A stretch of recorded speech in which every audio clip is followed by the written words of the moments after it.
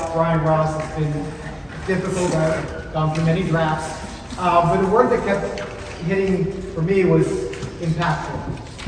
Brian has had an impactful career because when you think about the people up here and how he's impacted each and every one of us as teachers, as an advocate for us in the classroom and as human beings. For me personally, he's been a friend and a mentor since the day I walked onto campus. And the thought of walking through that room without him there, I'm just not accepting it. That's a coping mechanism, right? And then, for every teacher in this room and every teacher across the district, he's impacted your life with the work he's done at GTA. When I talk to friends that are teachers in other districts, and I think of, the salary stuff gets the headlines, but the contract language we have that protects us in the classroom is because of Brian Ross. But at the end of the day, the impact really is the students that have had the privilege of being in your classroom all these years.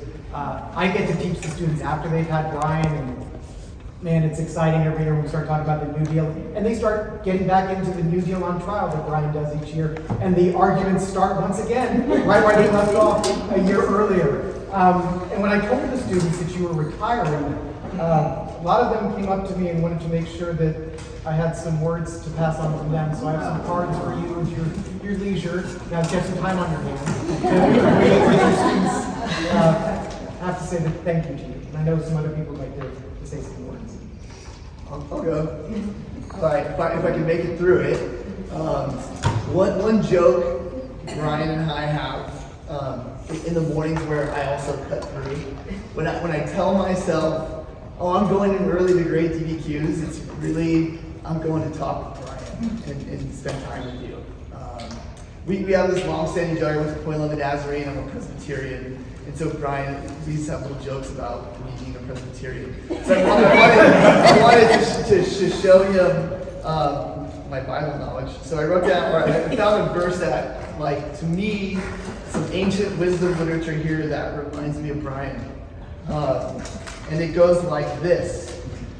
Two are better than one because they have a good return for their labor. If either of them falls down, one can pick the other up. And I know that one time in my career I fell down and I went to you. Before some of my closest friends, I didn't just go for you to GEA, but as a friend and mentor and someone I really respect and admire. And I know I was so grateful for that. I know my wife was so grateful for you talking me back down from my thoughts about whether or not I should be an educator. And I will forever be grateful for that. You are a leader to our department, and if you know us, we're a pack of hyenas. You are a rock that anchors us, and you set such a good model of collaboration and friendship. I mean, tonight we'll be texting on our text thread, and that will be continuing through as long as I possibly can. So thank you for everything, Brian.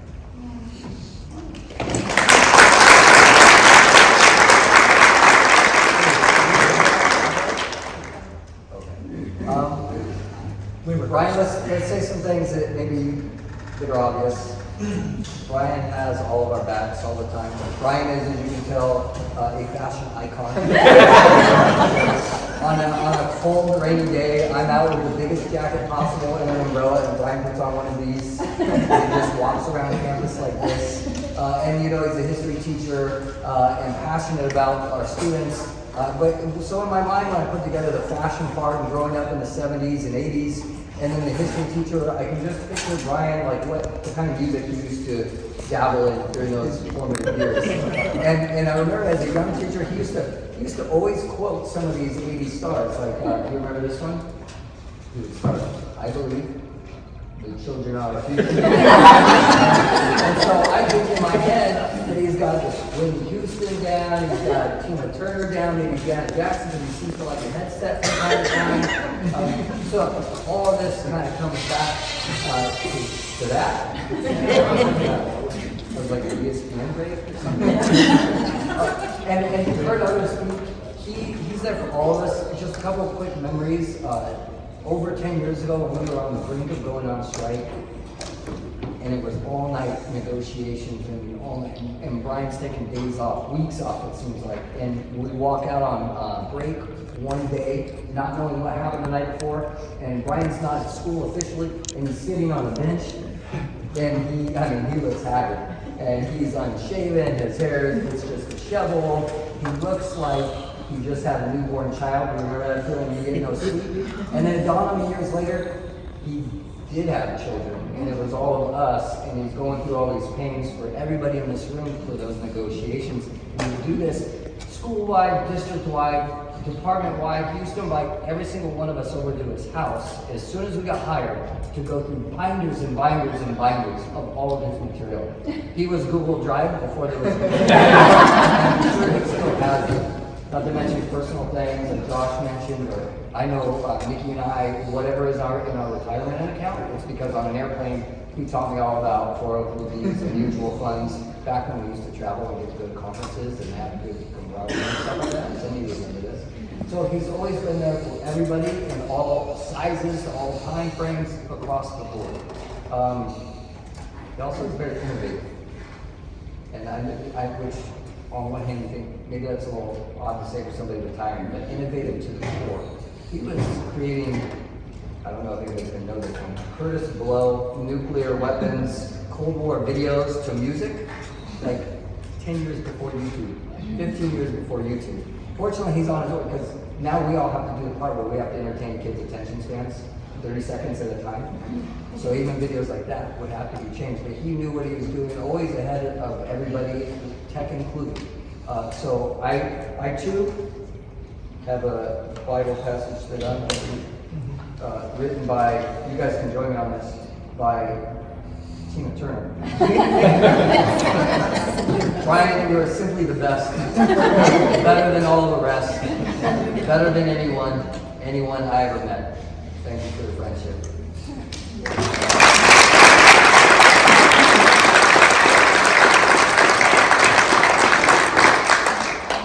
I'll be short. You are?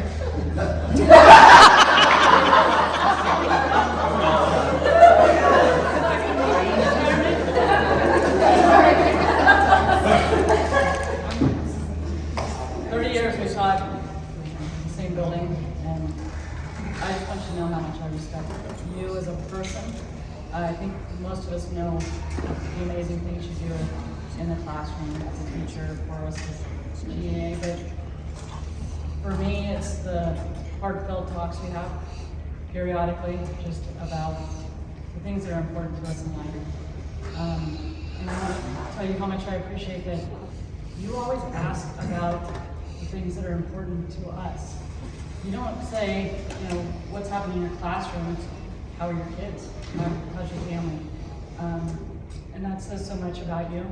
I know the last 2 years have been particularly challenging in ways that nobody ever expected, and the fact that you didn't choose to walk away earlier when you could have, and to go through the tough times because you love what you do, and you love the students, and you love the school. You are blessed to us, Brian. As much as anyone that has a name anywhere on this campus, you are exactly that. So that's how I think of you.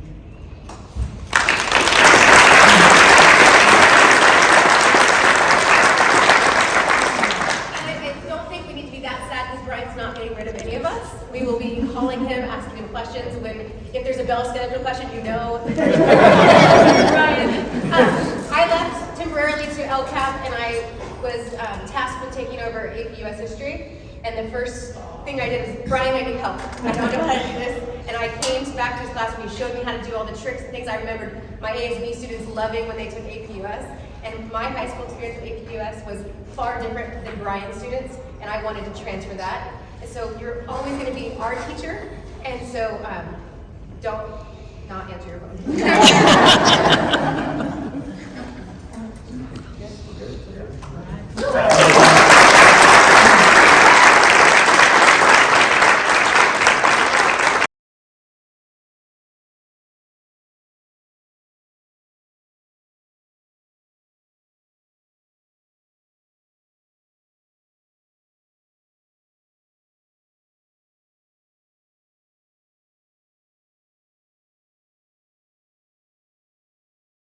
Over there, trash can over there.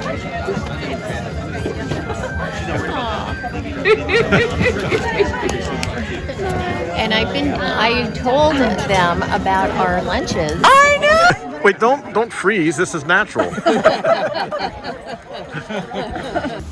Observe your class. And he's like, of course. Gives me a date to come in.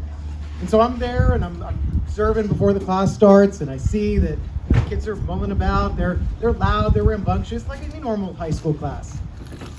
Class is getting ready to begin. He looks over at me, looks at his class, snaps his finger. Class goes dead silent. I'm like, what the hell is this? Am I in the wrong job? Should I just quit now? I'm never going to be like that. So afterwards, we're debriefing. Guy doesn't even mention it. Doesn't even talk about it. Just glosses right over it like it's no big deal. That's just how class goes. I'm like, all right. Now, you teach AP Gov, Brian teaches AP US. So the next year, I get all his students. And we're talking about things, and I say, hey, when I was in observing, you guys, Mr. Ross has like the best classroom management. Kid chimes in from the back. He's like, oh, that snap thing? Yeah, we practiced that for a week before you came in.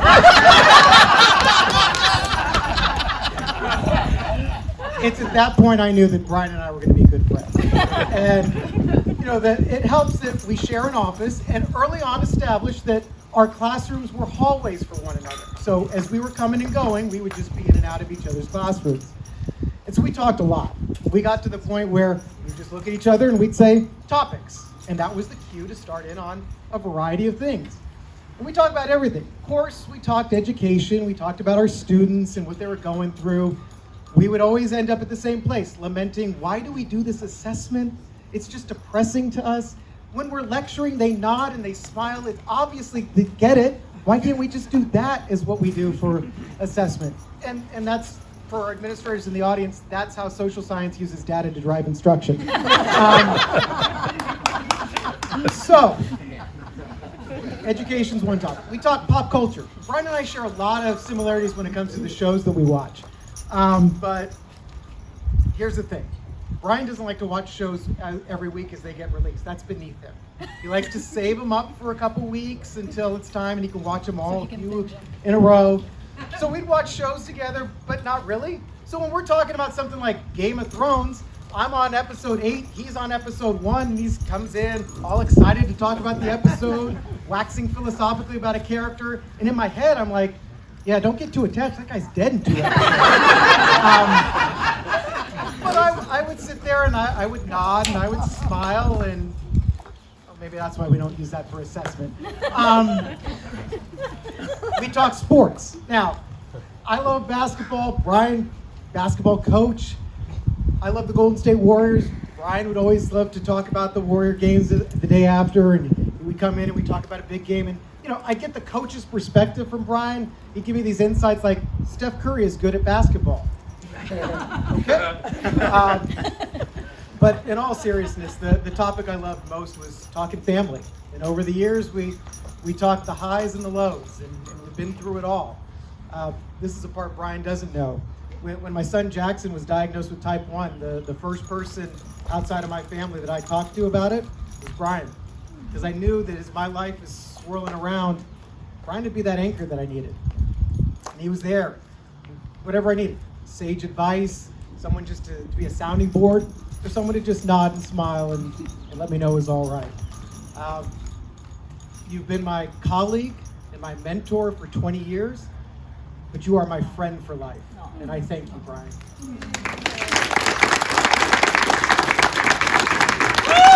Is it okay? Yeah. Other than one other person in this crowd, this is probably the hardest retirement that I've ever spent time thinking about. I walked onto the West Hills campus 24 plus years ago, and I'm gonna need this because you'll see in a minute. I'm gonna start quivering and crying, and it's gonna be so ugly. I'm an ugly crier. I walked onto the campus 24 years ago, having never set foot in Santee, California. I'm a Connecticut boy. I have no idea what Santee is or was up to that point. I actually asked my former father-in-law, hey, how do I get to Santee? He said, Santee? I said, yes. Yeehaw was his expression to me, which was better than going and interviewing at LCAP, because he said, take a left when you get to the rodeo, take a left. And I said, what's that now? No human being had ever said that to me, those words in combination before. I walked into my interview, and in that room were Jim Peabody, Dave Hunter, Steve Heyman, Andrea, Melinda Yapel, at the time I was told, Melinda Rueben, and Brian Ross. And from that moment I could tell, from those people, from that collection of people, these are the people I want to be with. These are the people I want to spend my career with. And in no small part, that was because Brian Ross was the department chair, and he was welcoming in that moment, and he made me feel comfortable. And I'm sure all of you asked me really good questions. I don't remember any of them, but I do remember the question that I asked when Brian said, do you have any more questions for us?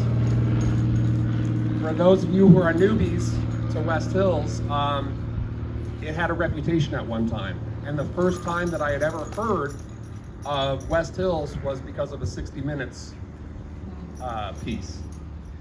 And I looked across and I said, hey, you guys have been on television. Tell me what West Hills is really like, and tell me if this is really the place that I want to be. And Brian looked very sincere and concerned, and he said, what you've seen on television is not who we are.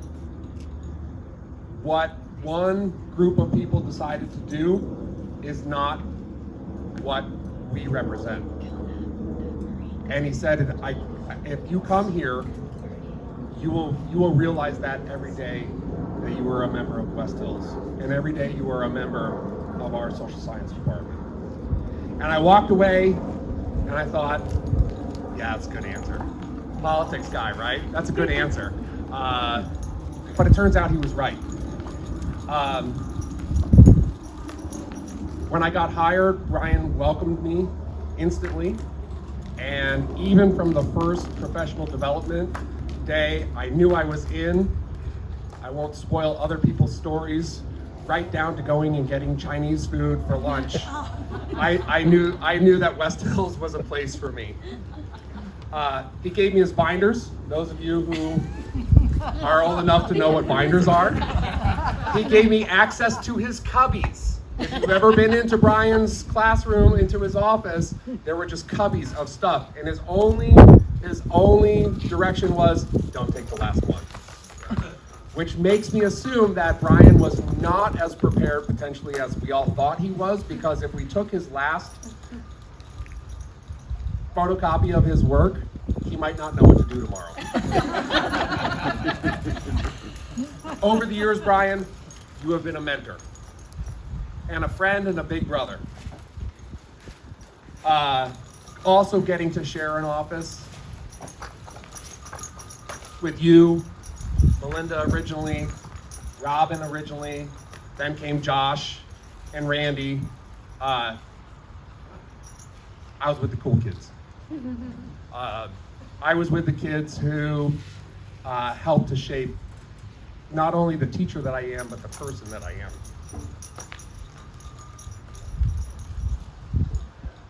Don't get ugly, Pete. I'm going to get ugly, Andrea. Water. Drink some water.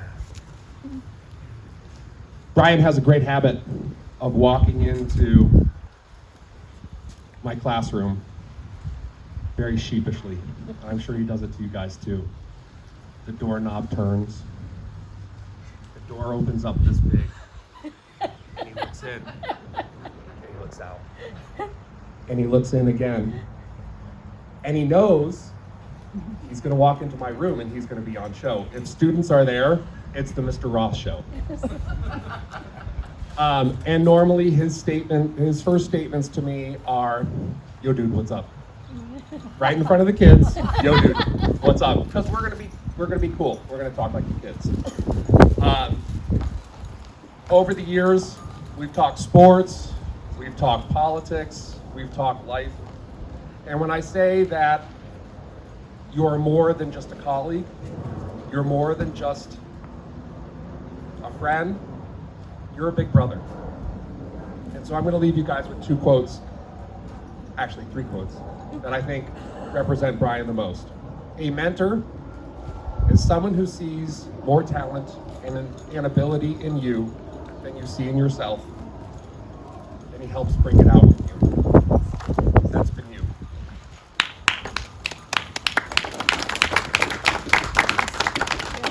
Friendship is simple in words because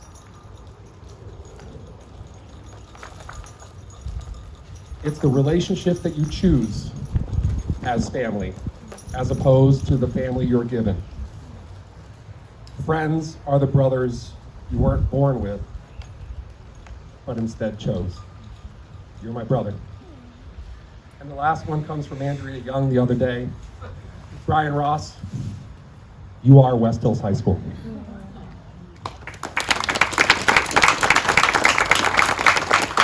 Sharing stories, humorous stories, that'd be entertaining except for when I'm talking, so I'm just gonna go, I think, short and at least from my heart to Brian, sweet.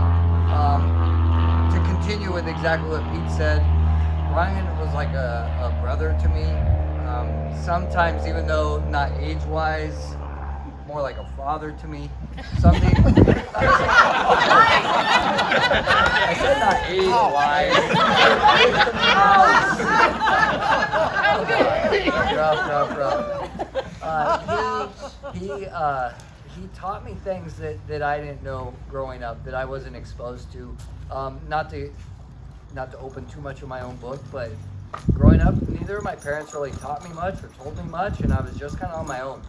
And I made it to a decent place, and West Hills as a career is better than a decent place, and I was lucky enough to get there.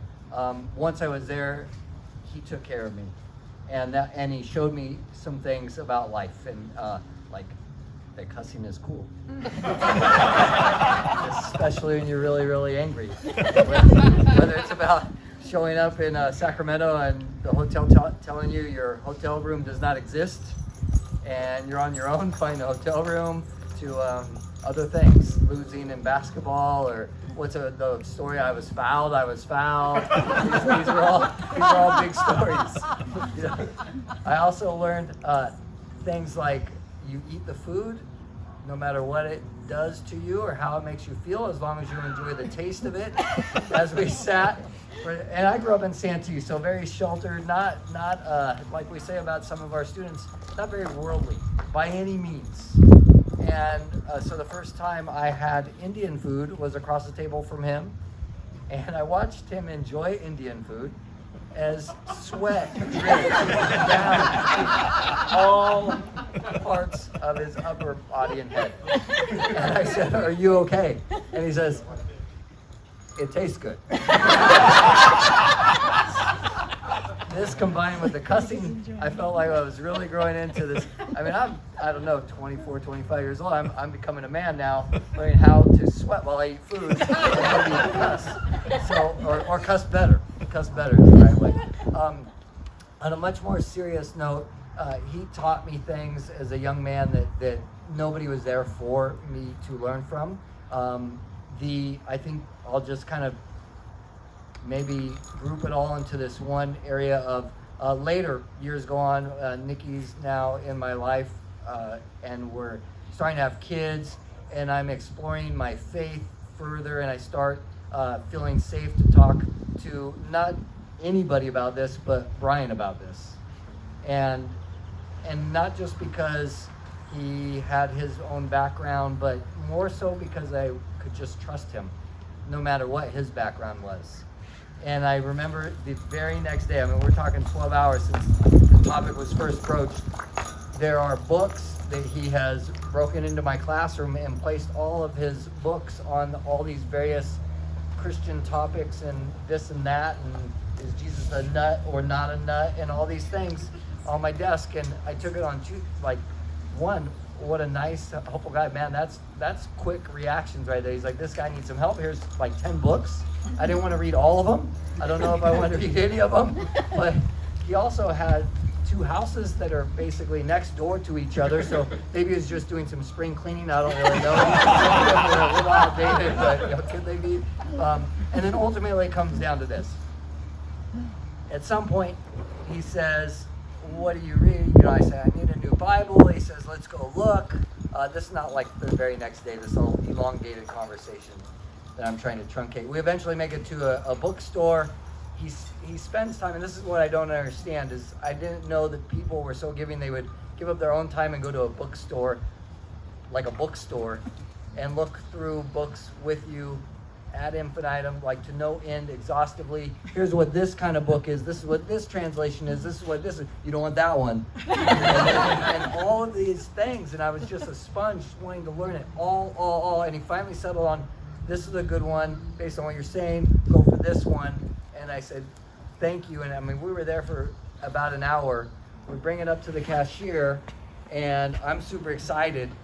And he starts pulling out his money, and I'm like, are you buying something? I didn't see anything in your hand. And I'm finding my credit card away. He's like, no, I'm going to buy this for you. Which I thought, there's no end to this beauty here. And he, of course, he can't do sentimentality. So is that a word? Sentimentality. Okay. So he says, it's my tithe.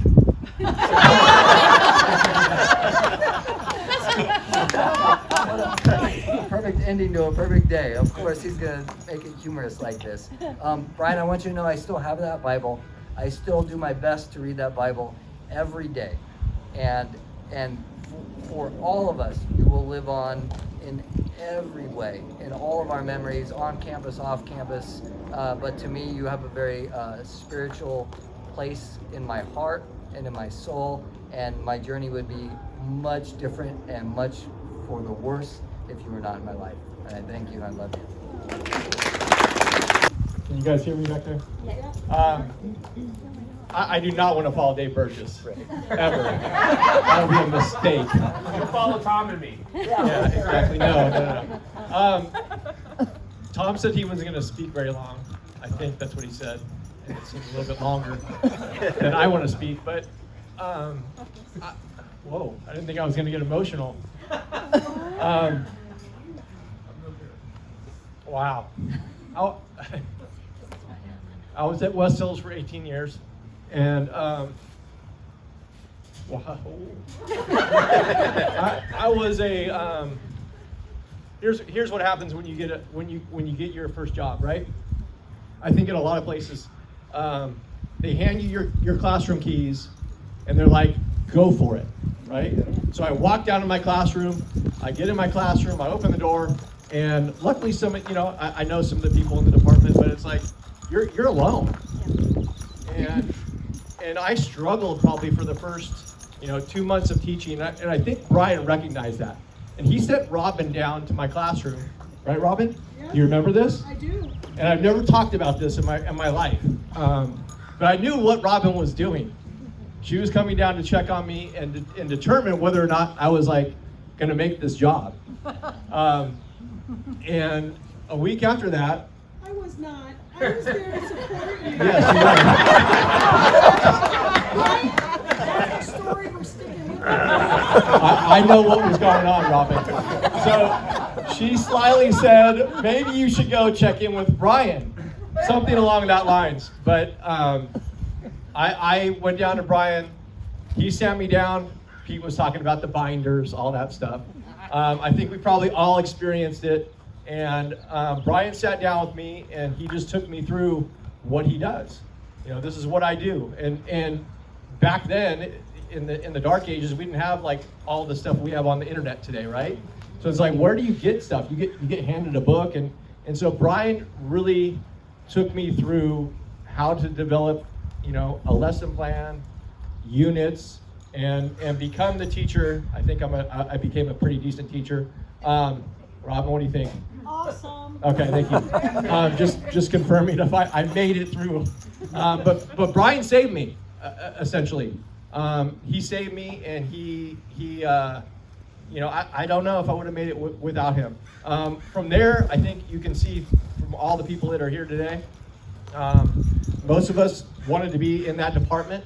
We always talked about it being the best department ever. I know there's some people here from other schools, but I've been around a lot of schools, and maybe Dan can attest to this, and other people who've been outside of West Hills can attest to this. West Hills Social Science Department is the best department I've ever seen, by far. The people, the talent, the care for students, and a lot of that has to do with the mentor that Brian is, and the leadership he provided us as the department chair for so many years. So I just thank him so much. He may not know this, that you know I think about him regularly, even though I left West Hills and started doing other things. Even today, as a administrator, you know, being on the dark side, right?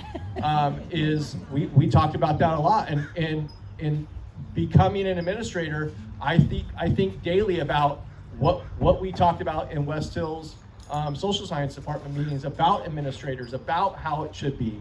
And again, that's all due to Brian's leadership. So I want to thank him for myself, but everybody here, the experiences that we've had in the social science department at West Hills. Thank you, Brian. And a piece of me is still there, and it's that doesn't exist at the district office. I don't know if you would. But you know, very much a family, and the you know, Brian really established, and I can't even call it an expectation, just a presence, a calmness, right? And there were times when Brian and we argued about things, and maybe not publicly, although at least at once publicly, but we didn't agree on everything philosophically about education, and still to this point, to now, and that's okay. You know, the discourse and the discussions, you know, made me better as a teacher, makes me better as an administrator, because you know, now that I'm on the dark side officially, and I'm even on the district bargaining team, which sounds like a dirty word or something like that, and it's you know, I bring a lot of Brian with me. And you know, this last year was my first year on the district bargaining team officially, and it was, Brian, it was an absolute honor to literally sit across the table from you for this last year, and I'm bummed it was only 1 year, because it was great to you know, I had 18 years, like Rueben, 18 years at West Hills, and war stories. I don't think this year was a war story, but it was an experience, and understanding that you know, how it all comes together is incredibly important. And I just really appreciate, Brian, all that you brought to us, whether you meant to or not, but that mere presence in the room, and your you know, since I left, always welcoming and having lunches and having ongoing discussions has been incredibly important, and I hope it continues. So thank you, Brian. Well, when I was 29 years old, I had an offer from Jim Peabody to be a dean at West Hills High School. And when I took the job, I'm not going to say who, but a few people told me, well, have you met Rueben Hoffman and Brian Ross?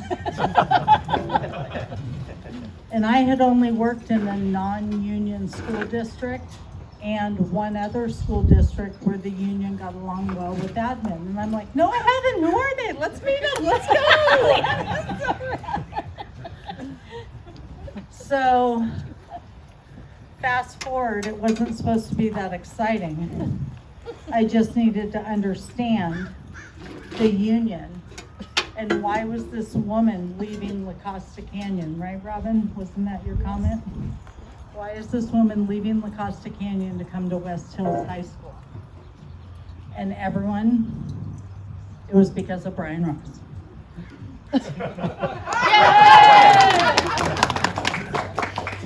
No, but I got there and I was so nervous, and nervous about the union, and nervous about understanding all the union rules, and becoming a dean and becoming an administrator, and I was young and I didn't understand how important the relationships were at that time until I built one with Robin. I'm going to use you, Robin, and Brian Ross. You taught me, both of you, to be a teacher leader and to focus on staff first and not what admin wanted, but what staff and teachers needed. And I don't think every You're good. I don't think every I don't think every administrator has had that opportunity to be kind of led by two mentors who were just focused on the staff. And Robin Ballerin and Brian Ross, I thank you for that, because you've helped me be the best leader I can be. Brian Ross was interesting because I had an office that went from a hallway right out to the back door. And again, I was 29, didn't know what I was doing, bright-eyed and bushy-tailed, I'm gonna change the world. And all of a sudden, one day, this man, Brian, just comes walking through my office, doesn't say a word, I'm sitting at my desk, just walks through. Opens the back door and walks out.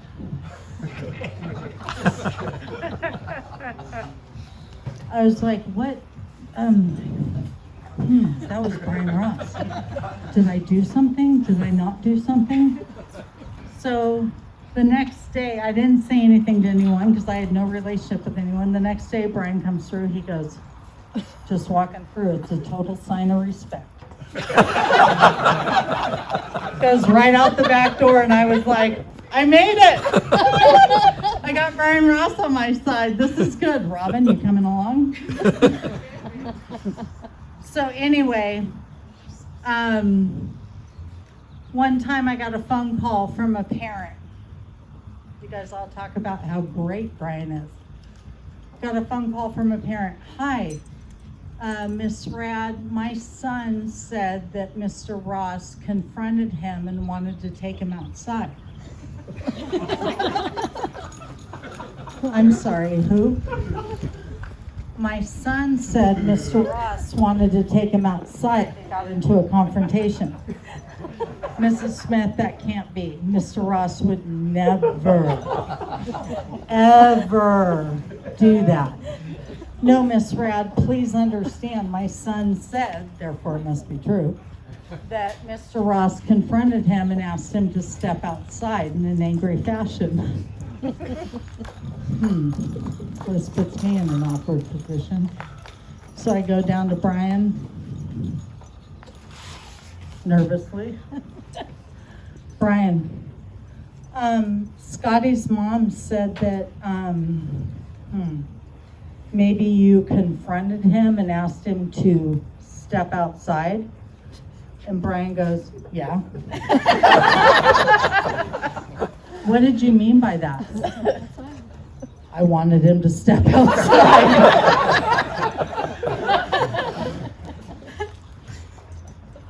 Okay, thank you. We're out. I didn't know what to do with it. I called the mom back. I'm like, oh, I'm really sorry. Yeah, that's really unfortunate. Is your son graduating? Great. Bye-bye.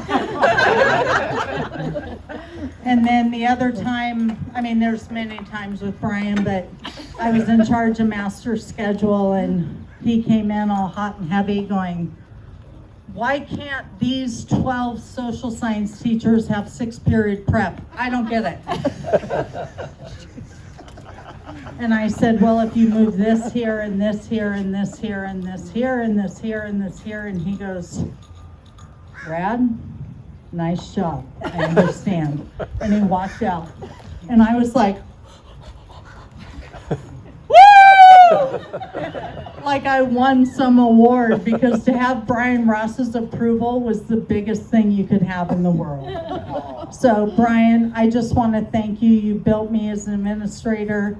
You helped my character, and you helped me see that teachers and staff are the most important people. Thank you. Hills, Clan T, all this kind of reputation like that. And so what happened was, Tina Chin. I thought we outlawed this story. No. Hey, Dave. Tell the story and I'll rehabilitate it later. You always do, Brian. You do your version. Don't say it. So Tina Chin was hired as an assistant principal at West Hills High School. So this was maybe the first administrator of, call it West Hills, I'm not sure. So we have this new Chinese American administrator. First day, she was introduced and she gave a little speech and everyone welcomed her. And then what usually would happen on these professional development days is at lunch, the department would go off and go have lunch. And so we got into our cars and we went off towards lunch, and we'd always go to this place called Panda Country. And we pull up to the stoplight, and alongside our car pulls the administrative car with Tina Chin in the passenger seat of the front seat. And Brian Ross is driving, and he kind of looks like should we invite them to go to lunch? Kind of like, what, do we want to tell them where we're going? And we're like, yeah, sure. So Brian rolls his window down. Tina Chin rolls her window down. And they're looking at each other. And the light turns green. And we're taking a right turn to head towards Mission Gorge. And the administrative car is going straight. And so as we start to pull away from each other, Brian realizes the speed is of the essence. He only has like a quarter of a second to communicate this lunch invitation to Tina Chin in the administrative car. And so as we're pulling right out of the stoplight, he just leans out the window and goes, Chinese!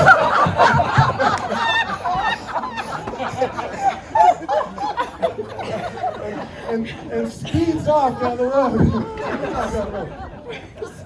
And we're in the car. We're like, Brian, what have you done? Like, you just yelled Chinese at that woman. This is her first day. He's like, Chinese food. We're going to Chinese food. Like, there was no context. Brian. You just yelled Chinese at that woman. That was the story. My first day on campus, Dave. That was your first day on campus? My first day on campus, sitting in the backseat of that car. All right, now, can you guys? Brian lied to me in my interview. Can you hear me? Can you hear me without the mic? Yes. So I just want to say, I said I would rehab that story. That seemed pretty accurate.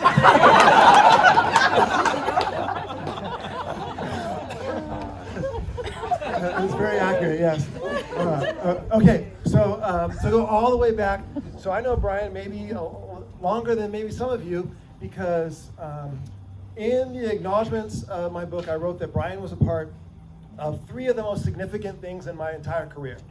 And the first one was that when I graduated college, I didn't know what I was going to do, and I saw an ad in the newspaper for a basketball coach at West Hills High School. I'd never heard of West Hills High School. I'd gone to Monte Vista. West Hills was not around. And I applied for the JV basketball coaching job at West Hills High School, and went to room SS13 and met Brian Ross for the first time for that interview. And so he gave me my first job, like in a real job in a school system, hired me as the basketball coach. And that's something that maybe kind of gets pushed under the carpet sometimes, is that Brian was a great basketball coach. In fact, one of his players even showed up. Aww. So Brian was a great basketball coach. And when Brian, when I first took the job, I have to admit, I had run an entirely different type of offense, and when I was a player, and I'd been around basketball my whole life, and I wasn't sure about this motion offense stuff that Brian was running, and like, why are we giving these kids so much freedom, and it should be more structured? That was how I kind of initially thought. And then Brian greatly influenced me, and I became one of the biggest advocates for the kind of offense that he was running and the kind of defense he was running too. And so Brian did a lot of stuff at West Hills High School as a fantastic basketball coach, and left an incredible team behind for the next coach as well. And so I just wanted to mention that too. The second thing he did was he hired me as a teacher. So not only did he hire me as a coach, but then I had never taught before, and he hired me as a teacher. And I got hired first as a summer school teacher for U.S. history. I had never taught before, I didn't have a history degree. My degree was in psychology, and I got hired to do a summer school job, which is the worst thing you can possibly be hired for when you first start teaching, because you have to do 4 hours of lesson plans a day, 5 days with 20 hours of lesson plans. And so Brian invited me over to his house, and like with many of you, and it's been referenced many times, Mitt Romney had binders of women. But Brian had binders of curriculum. And man, he opened up these binders of curriculum for me, and I walked out of there with what basically helped me survive my first summer as a teacher. Would never have made it through without his binders, without his curriculum, and that curriculum became the backbone of what I did for the rest of the time that I was teaching. So that was my start, and then I was hired in the social studies department, and then partway through teaching, Brian met me for lunch one time at a Mexican restaurant, and we went in there, and he said, you know what, I'm on this professional development committee for the district, and like I thought, like, you should put together like a workshop based on that crazy stuff that you do down your room.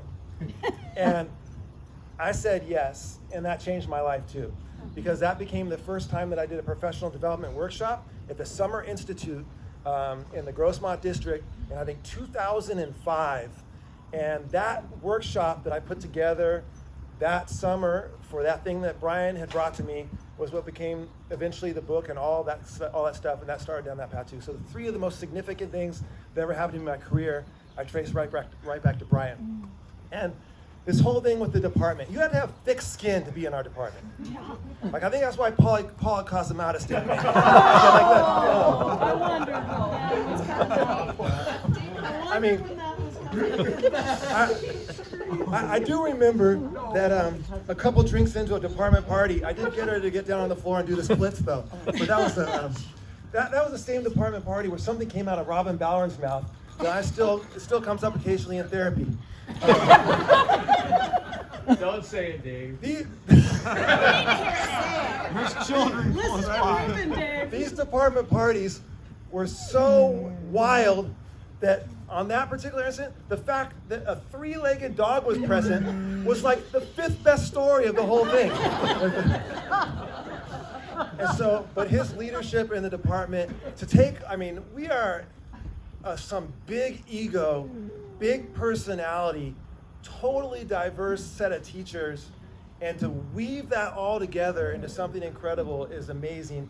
And it's sort of like if you think about how you like judge a coach, and you look at what happened to the people that served under them.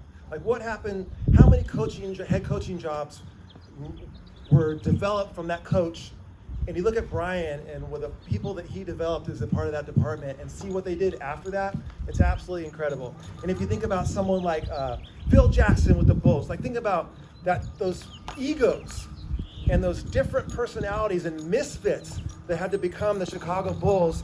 Like that's kind of what Brian was like. Now looking back on it, I would like to tell you that I was Jordan, but I think I was more Dennis Rodman.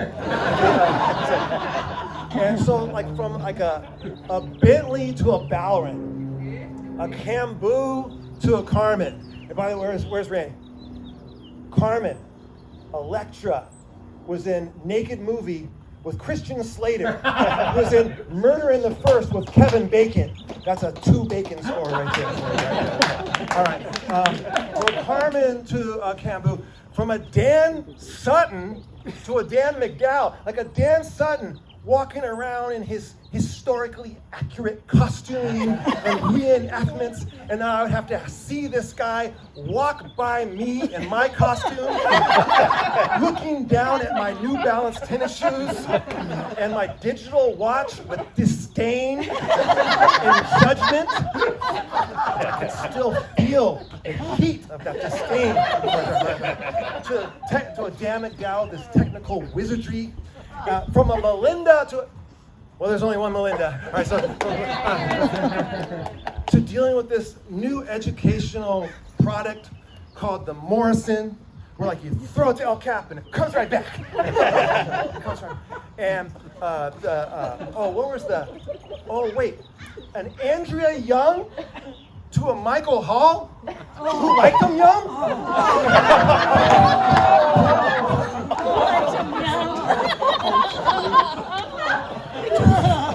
Why he went last.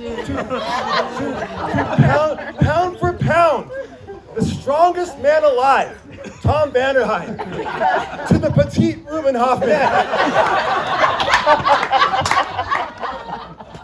This was a department.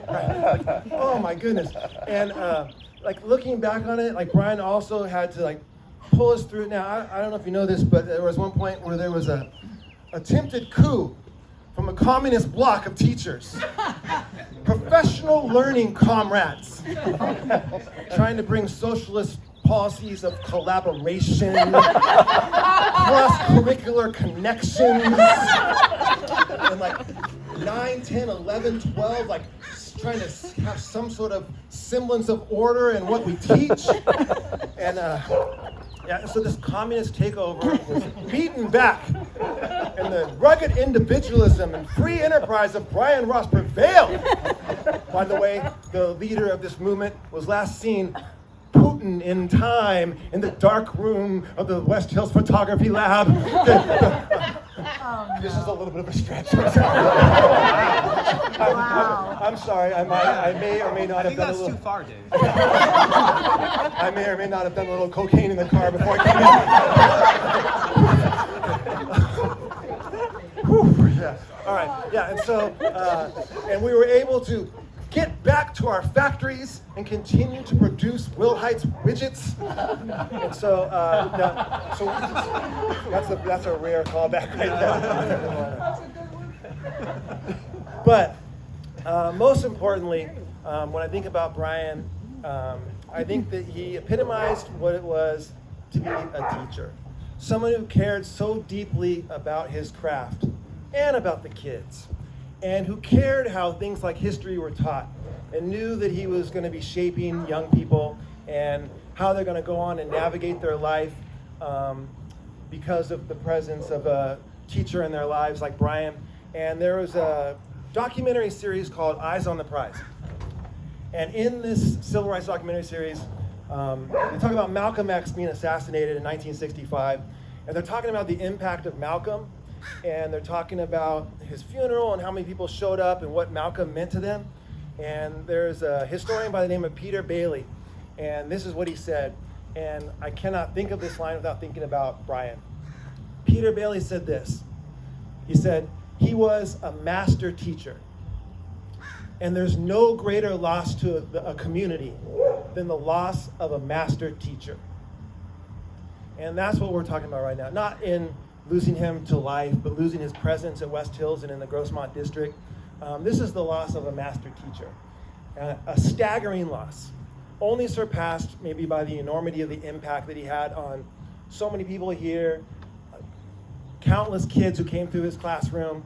And so from the bottom of my heart, Brian, thank you and congratulations on an incredible career of excellence and impact. So I wasn't planning on, in here? Yeah. I wasn't planning on speaking, but I've been thinking about one of the hardest days, especially when I look around at all of you. One of my hardest days when Dave and I walked from our house to Las Parillas and had lunch with Sue and Brian, and I needed to tell Brian that I was going to need to retire. And you and Sue were so wonderful to me because I loved it so much. I didn't want to leave, but I needed to do that, and now I want to say to you that I want to welcome you to retirement life, and I'm looking forward to now being able to spend some time with you and be for you who you were for me. So, thank you. I remember, let's see, Peabody and Heyman and Wayne. Yeah, they were my teachers when I was there. I didn't get to work at Granite with you guys. But Brian, lots of great stories. Just mine is from the other side, just instead of all the teaching stuff. The same selfless, the same very caring individual has been behind the scenes doing everything for all of us for a very long time. The contract that gets a nice fancy color each year, Brian wrote half of it. And every time we're constantly calling him and asking him about this article and how do we change this and how do we improve on it, because he's the brains behind the entire operation. He's been on the bargaining team for so long that I was trying to look it up here today before I came over. I think we owe about 72% of our salary here to him. And he's making all these improvements over the years. The big one was when we needed a leader to step up, and Brian really did. He was the leader that did the job. Fran had to step down for a while, and he was the only one that could. And we all looked up to him because of it. He kept everything going for the same reasons you guys are talking about. It wasn't for the chips and salsa. It wasn't for the accolades. It's because that's who he is. That's what he puts everything else first to take care of those that he cares about. And we see it constantly from the other side for the union, and he never wants praise. He never asks for anything out of all of it. I'll admit I call him often for insight and for advice and for how to improve things, because this job's not easy. And Brian, again, was a real standout when he was helping us out with all this. Even today here at the table, can't say anything just yet, but I think he was intimidating, because he literally said, all right, if you guys do this right, I'm out of here. I'm not coming back. I'm going to walk out here today. And that's all it took. Get him out. So you guys will find out here in the next week, but it's all great news. And again, all thanks to Brian. Thank you. So, Brian, as a department, we, I'm not going to rehash what everyone's already said. You've been a mentor, you've been, a friend, you've been the rock and the foundation of not only West Hills High School, but also the GEA for pretty much decades. And as long as I've known you, you've been that pillar to inspire too. So as a department, we had a little bit of a debate on what we should actually get you as your retirement gift. And I was gunning for like a mug. I said like retired man, or something like that. Something you could have your coffee with every morning, but I got outvoted on that. So what we did is we decided to do a little bit more of a historical angle for you. I know this comes as a huge shock from the social science department that this might be something historical. So what we had to do was, what we decided to get you is something that throughout American history, throughout the latter part of the 18th, and most of the 19th century, is something that would be given to somebody of high esteem, somebody that is a mentor to a friend, someone that we would all be able to look and inspire to be. So with that,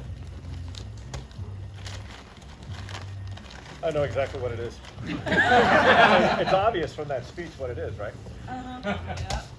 Purple thing. Mr. Ross, we present to you your sword.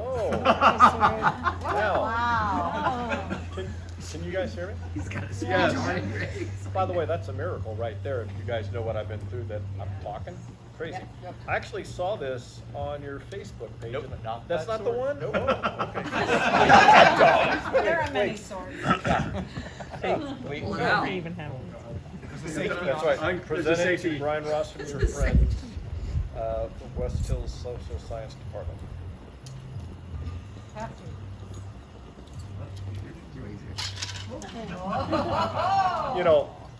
Obviously I'm older, right? Whippersnapper. Careful. Is that? Careful with that thing. Easy tiger. That's to cut the cake with. Yeah. Yeah, the cake. Well, thank you. Thank you. Is this the part where you get to see me cry now? Yeah. And I'm not talking just at school. I'm talking to people outside of school. And I want to mention falling off a tilt board. I want to mention these specific things, but you know what they are. You know those connections. And as I look out, just remember, that's what all that's rushing through me are these memories. By the way, thank you, Andrea. for hosting. Yeah.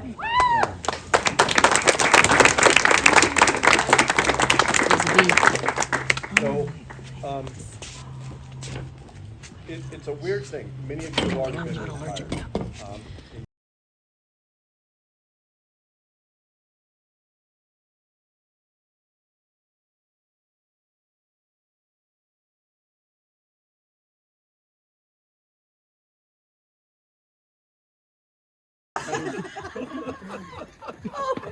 And then we slid you to the side of the court.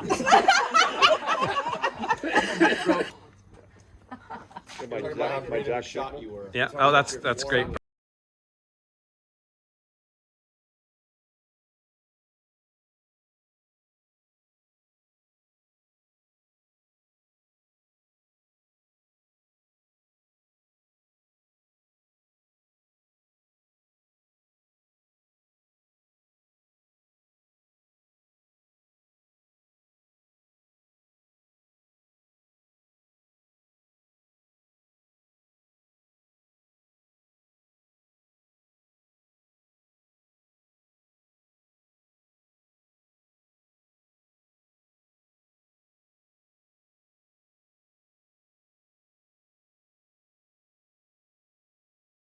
Out, and you can enjoy or hit stop and say 7 minutes is too long for me to watch of one teacher's life.